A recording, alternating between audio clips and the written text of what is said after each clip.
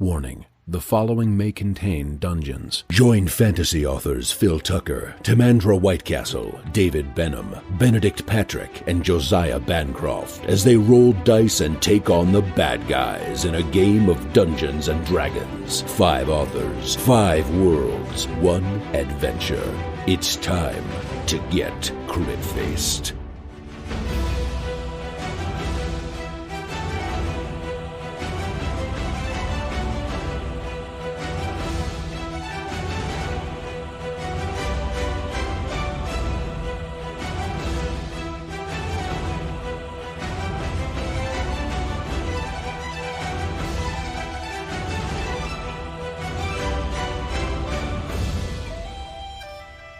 No, let's. Okay, so we have 2 things, right? Yes. Because we have 2 places to go, and Yes. at each of these places we have like stuff that is important for, or possibly important for the quest, and both places are mentioned by the prophecy. So we're like, both places have the potential of actually following a main plot. Right. Yeah. So. Yep. One of them has a stranger who's prophecy to help us. The other one has the second most dangerous power in Barovia. Yes. Now, So obviously we're going to go there. Lord Talfrin thought there was a clear advantage to one of those, but he was outvoted 3-1. So the die has been cast. Irina will get kidnapped if we go and see her. That's what's going to happen. Strahda's going to show up. He's going to kidnap her. He's going to take her back to the castle, and then we'll have some magic stick, and then we'll be very little better off to go face the Baba Yaga or whatever. It makes sense to me just to go ahead and throw ourselves upon the jaws of oblivion. I mean, the question is like, so we know that yes, Baba Lysaga is very, very powerful, but we also have heard that there is this mythical sword of sunlight that, and the gemstone, the second gemstone, which she stole from the winery guys. Right. Mm-hmm. So if we were to bring her down, we would be doing so much good, like for our main quest, but also for the entire country of Barovia. And I think it's reasonable to assume that she's just letting the sword just lie around the house and absolutely unattended to.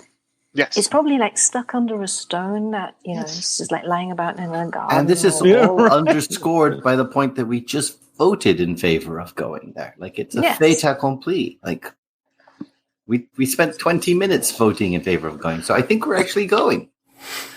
And the other thing is that in Kresik with the Saint Markovia, there is probably someone there who can help us. At least that's what the prophecy said.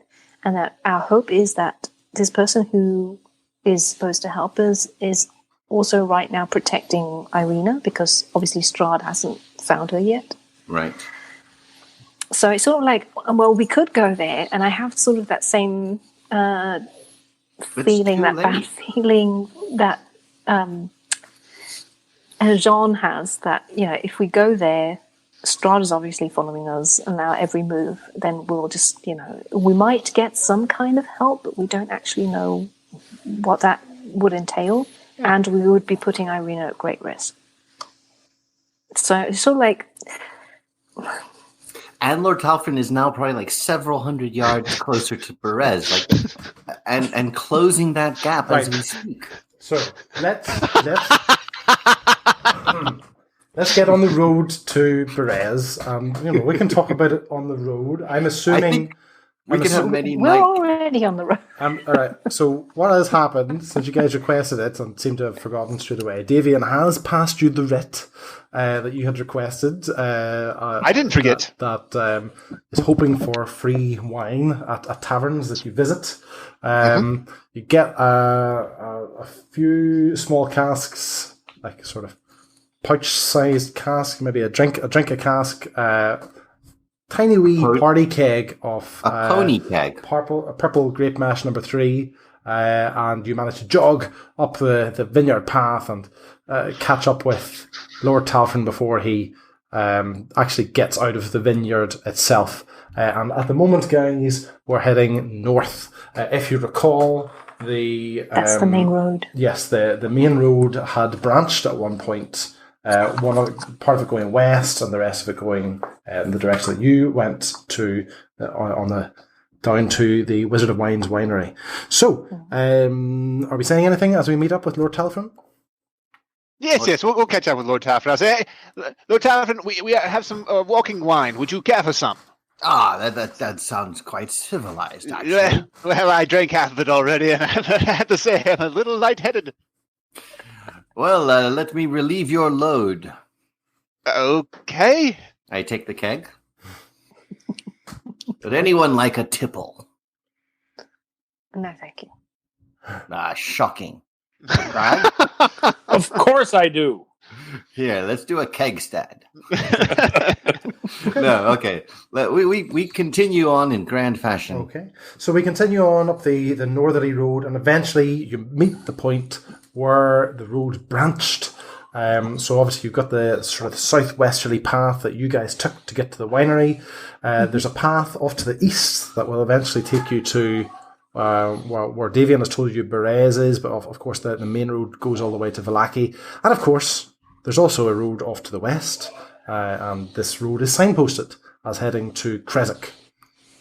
You know what I love? That these maps are increasingly becoming like a map of all our past bad decisions and experience. Yes. I'm like, oh, we did something bad. That other Memories. place. Let's not go back there. Let's not go there either. Like, No. So, I assume we're traveling east. Yes. Okay, so guys, you've reached this road. You reached this fork in the road at slightly past sort of early afternoon time, and we continue to walk east. Guys, gets later into the afternoon, and you realise on the main road in the distance, through the fog, you can see some people walking on the road. In your direction. Oh no! In our direction. Okay, so. Everyone be cool. Let's all be cool. McCrag, I'm looking at you. All right, everyone's going to be cool. Remember, if they're vampires, we don't kill them. No, we do. We did the hand thing. Don't you remember? We killed them. Team. Oh my god. I can't make out any details, but anyone with sharper vision than mine, can you see what sort of people are approaching? Do you want to take a perception check, guys? I would like to take How an far away attention are on. they? They're about 200 15, feet away. 15 yards. Okay. 14. Perception is +3. That's 22. Wow. Ooh. Okay. Yeah, she's the only one that's not been drinking, you'll note. Masana, these guys look very familiar to you, especially the colours that they're wearing. And you quickly realise that these people are wearing the colours of Vallaki. And as one of them sort of seems to spot you and waves at you, you realise that these it seem to be town guardsmen. Uh-oh. Is this bad? No, we were heroes. There seem to be yes. There's about 6 of them. Okay. Well. Unless they've come to escort us back to have another wretched dinner with that man. Oh yes. Because there was some. But I mean, we could get information about the goings on in Vallaki, if everything's going well. So, we've got these guards coming up to you. What's the plan? What was our name? The Silver Dragons? What were we? Oh, yes. I can't remember. It is the League of the Silver Dragon. The heroes. The Silver Dragon Order. Order of the Silver Dragon. Okay. I cast light on the tip of McCragg's blood spear, so that he can sort of already start embodying that heroic role that we were taking. Yes, it's good. So the guards start to jog as they spot you, and as they approach, you can see this sort of look of enthusiasm in your faces. You actually recognise one of them. One of them is the woman that was at the gate when you guys left. If you remember, you got permission to leave. I don't think we had a name for her. And they get up to you, so she looks like a Barbara. She says, she reaches you guys first, and she's just like so enthusiastic, and she said, I can't believe we were the ones who managed to find you first. Heroes of the Silver Dragon, is everything all right? Things are quite satisfactory, thank you. We're on our way to Berez to accomplish another miracle, and we're happy to see you now, but to be clear, we cannot deviate from our path for any reason whatsoever. And her face sort of falls a bit, and one of the other guys, tall, stout guy, he with a bit of a ginger beard, and he says, that's not really negotiable, I'm afraid. Baron Vlakovic said that under no circumstances were we to let you deviate from coming back to protect the town. Let me ask you a point of legalese. Are we currently in Vallaki? No. Does the Baron therefore have authority over these immediate lands? The Baron has authority over me, and my job is to come and fetch you to bring you back to Vallaki. Even to the point of armed conflict, do you feel willing to engage the heroes of the Silver Dragon? So another one, this is an older woman, slightly greying hair, and she actually draws her sword as soon as she says that, and she said, the Baron did say there was a big chance you might threaten that. Strahd's influence is obviously taking hold, isn't it? I'm really sorry. Lord Talfrin has been drinking, and he gets a little churlish when he has had a little of the grape. Can you tell us more about why we're being summoned? Because here's the thing: we have sort of a modus operandi, and we're trying to work our way down the list, and we could get to him next, I'm sure. What's the urgency? And while she's talking, I cast Charm Person on whoever the leader of the band is. Okay. Do you want to take an insight check first to see if you can figure out who the leader is? Because there doesn't seem to be any... Well, I'll settle for the one who drew her blade first. Okay. She seems a little quick to the trigger finger. Right. Well, does she have to take a test? No, it automatically succeeds, and she gives us all her gold. So what actually happens? You must make a wisdom saving throw, and does so with a... she's a wisdom saving throw. Okay. DC 14. Oh, she passes.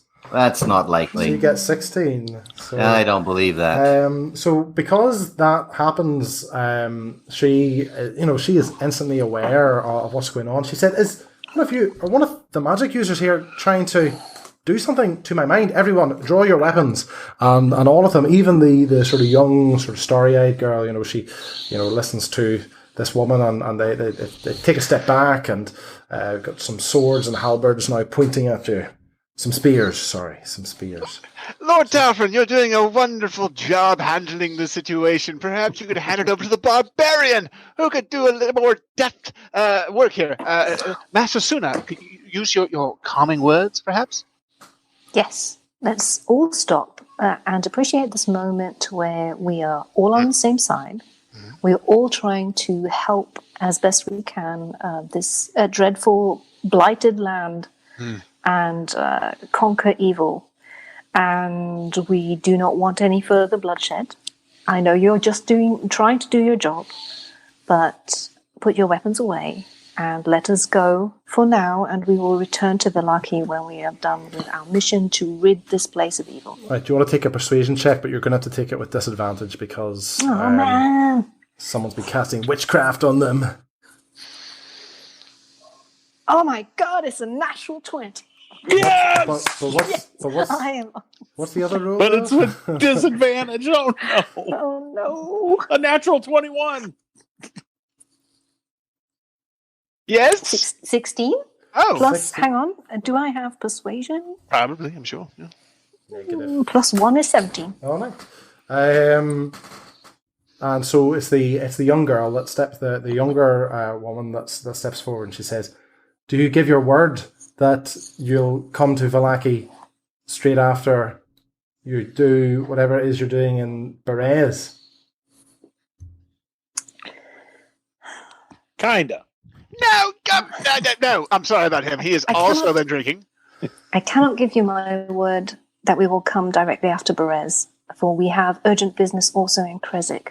I do promise that we will return to Vallaki as soon as we are able. I give you my word as a master pilgrim of the Temple of Babruk. And she turns to the rest of the troops, especially the older woman. She says, "Listen, we don't have a chance against these guys. If they actually do open up on us, we're just going to be left dying here on the road.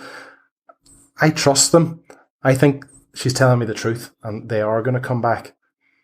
Okay? And she turns back to you again, Master Sonna, and she says, the Baron's going to punish us for letting you go.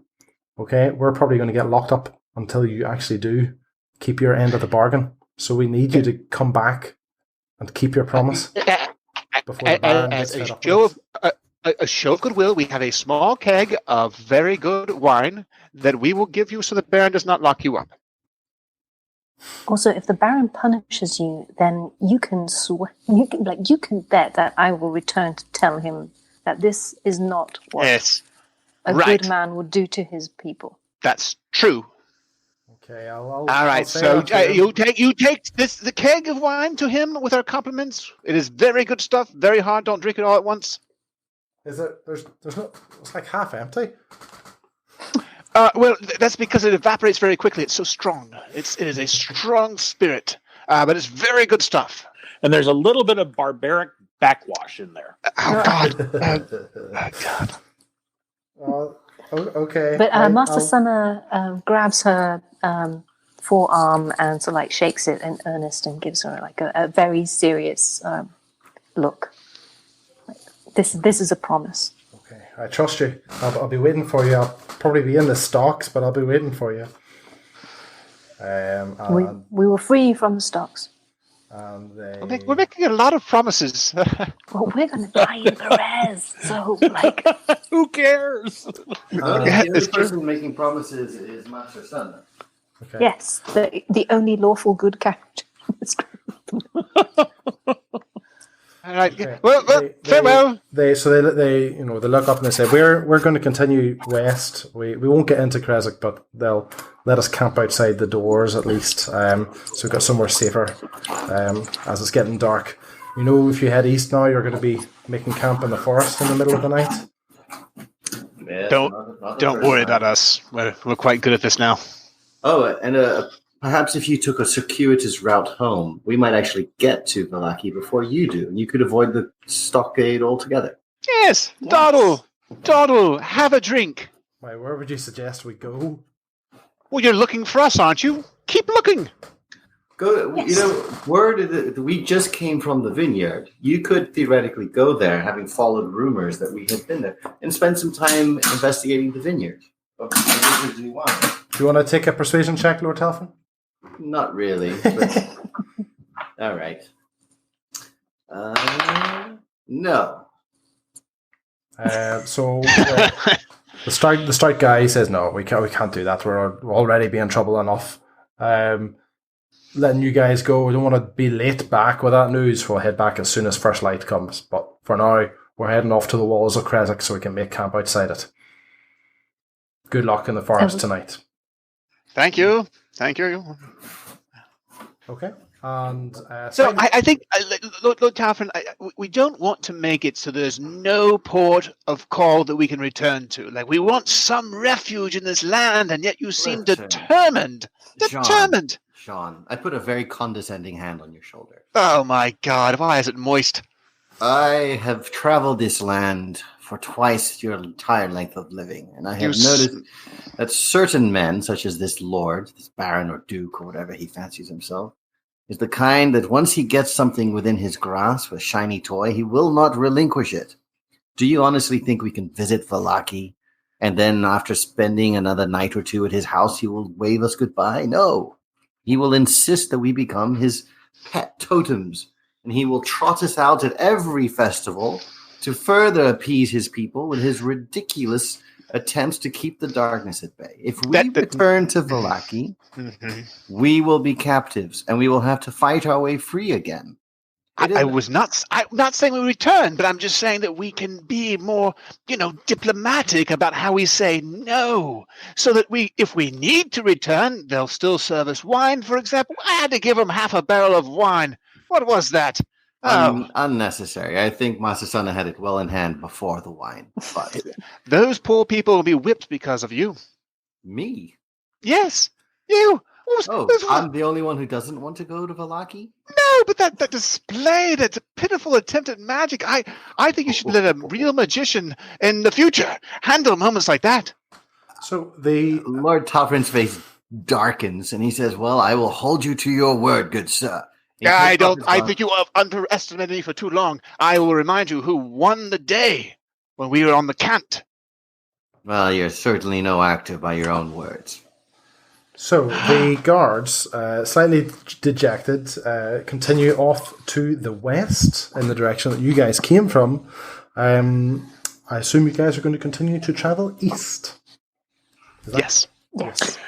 Straight toward our deaths. Straight toward your deaths. We haven't had a boat in a while. So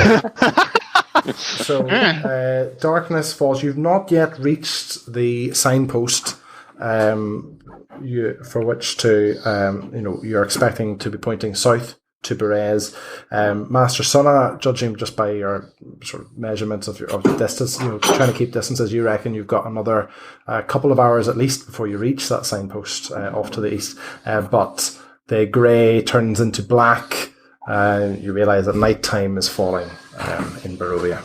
So what's the plan? Can Jean Marleme summon that little hut again?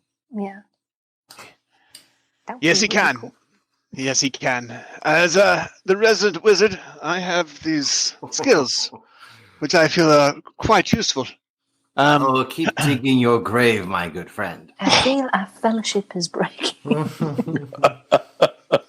All right. Well, it's only big enough for 3 at this point. For some reason, it's shrunk a little bit. Well, I wouldn't want to step inside your fetid little tent anyway. It's a palace. It is a small palace. Yes. So I will cast Lehman's tiny palace. Okay. So we're off with the road under the trees. Yes. We'll move off the road and we'll find something that I can match a color to, maybe some green underbrush or something, and we sort of tuck ourselves under there, and I turn it this nice Kelly green, and we all, install ourselves inside the hut. A palace. Okay. So you do that, and night falls. Watch, guys. What's happening with the watches? Or are we doing a watch? I know Lord Talfin doesn't believe in them. I have a feeling that someone might show up. It went well last time I did the first watch. I think that if we are going to be truly democratic and we are all going to take a vote, we all have to take a watch. And I think we should have 2 people on at all times. We have 2 watches, and that way we can be assured that there's a backup for when one of us nods off and no one gets just to sleep through the night. So, Lord Talfrin and I will take the first watch. Unlikely. I'm sorry. This is my hut, my rules. Palace. Palace. I'll take the second watch. No, sir. We will have words. No. Yes. I refuse. Well, then I'm going to spoon up upon you in the night and whisper my thoughts in your ear. You cannot, because you'll be taking first watch and I'll be taking second. Well, all right. I'll see you in bed. More frightening words were never spoken. I feel we have something to discuss, and it seems like I chose not to get married to avoid exactly these situations. Well, I'm very persistent. I have something I would like to say to you. Okay. I'll take the first one. Okay, so Master Sunna's on first watch. Everyone else would just curl enough to go to sleep. Is that correct? I'll join Master Sunna. Okay. No, I'm joining Master Sunna. I'll take first watch with her, and Kragan and what's his name can take second watch. Hey, Sean! My God. Sean? I've been calling you John. Jean! Jean Malame. Oh. Okay. So, Lord Talfin and Master Sunna, would you like to take perception checks, please? I excel at these. 13. Do I have advantage? No. Too bad. I have a 9. 9. Okay. So as Kellen and Jean doze off, you guys are worriedly, getting used to nighttime in Barovia. sort of deathly silence of the woods, is becoming very familiar to you. There's not very much nightlife. So Master Sunna, and really Lord Talfin as well, when there is movement in the trees, it is very easy for you guys to spot now. And there is certainly off to the north, off to the south even, there is a distinct noise of several creatures shambling through the undergrowth. Shall I fire off an illuminating firebolt? No. No? No, because this is an impenetrable palace, and maybe, we should not draw attention to ourselves. I believe if you fire from inside while it's up, it dissolves. Yes, so let's not do that. Okay.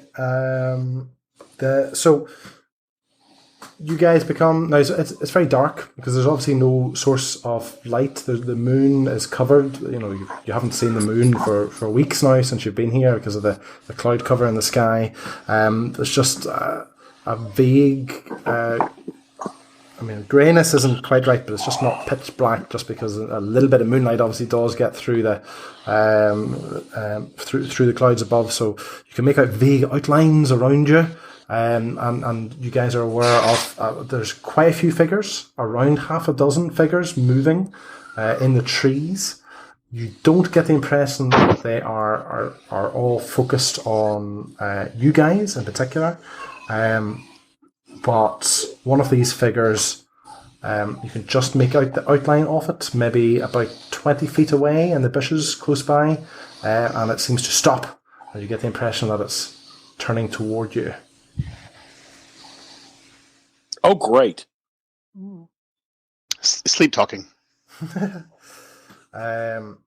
Whatever it is. Is it coming closer? Well, yes, whatever it is. Once it takes a moment almost to consider you, and whatever it is, it takes a couple of steps in your direction. And shambling was definitely the correct word. However, you guys have met zombies before. The last time you encountered Strahd, and certainly it's not quite the same. There's something dry about the way this thing moves. Every time it shuffles, it's almost like somebody's walking through a bed of freshly raked leaves. And although the outline of it is human shaped, there's something sagging about it that's not quite as coherent as a regular person, and it's slowly making steps towards you. So Master Sunna tugs on Lord Tarfin's sleeve. What say you? Shall we rouse the others? Well, my first option is always a resounding firebolt, but if you feel the need to wake up Macragge and Jean for their invaluable input, then yes, feel free. But you are an arcane master, so can you... I'm not sure how this spell works.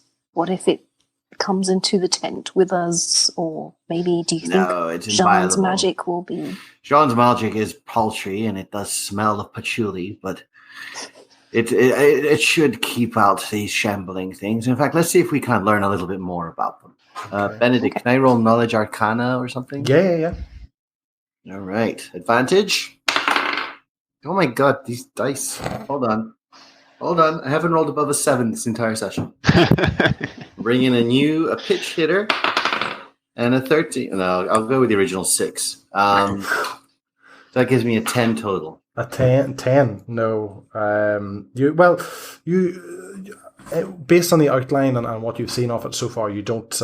You can't pick up anything. However, the creature walks right up to the dome of the hut, and in the very dim light, you make out what this thing. Well, vaguely what this thing looks like. It seems to be a creature that seems to be mostly made up of a sackcloth, like you might find at an old mill. But it's been stuffed full of hay and tied in various locations to give it a humanoid shape.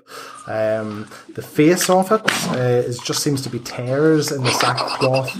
There's tears in two holes in the place of where this creature's eyes should be, and just this raggedy scar just underneath that to represent this thing's mouth. And it reaches out a hand to stroke the dome of the hut just inches away from your faces, and you can see that the hand is just a mixture of dry hay and twigs that seem to be sharpened into claws. And Lord Talfin, although you've never seen this thing before, you certainly have heard of many stories of creatures of power who have animated inanimate objects to do their bidding, and you certainly feel that this scarecrow, this living scarecrow, is something that's been animated by another power to patrol this area.